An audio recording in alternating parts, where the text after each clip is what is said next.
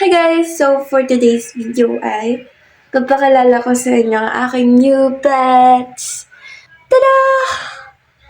Ang tawag daw po dito ay labuyo? Labuyo. Ayan. Basta yun. Manok siya na maliit na makikita mo lang daw sa gubat. Yun nasabi sa akin. And nakita lang din ni Father. Siyempre, mahilig kasi ako sa pets and nag-alaga na din ako ng manok dati, tapos iniwan ko siya sa lola ko nung dito na kami tumira. Guys, ito nga pala sila. Ito yung isa mas dark yung ganto niya, tapos ito mas light. This is footleg. Footleg. Pero ang pronounce niya ay hindi maarte. Like, footleg. Parang pang Pinoy na Pinoy. Footleg. Kasi guys, itong pinaka masutel. Ito talaga, tatakbo siya ng tatakbo. And this one naman is si Burikokok. Burikokok.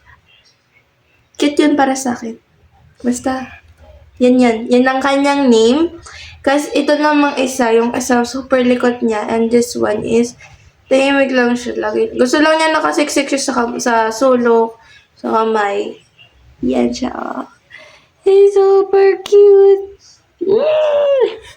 Hihigil ako. Tapos yan lang guys. Papakita ko lang sa inyo ang aking cute na alaga. Sana mabuhay sila ng matagal. With my care. Diba ang cute? Cute ng mga alaga ko. Kasi ang cute ng amo. Ay, sorry. Joke lang. So, yan lang guys. Bye-bye.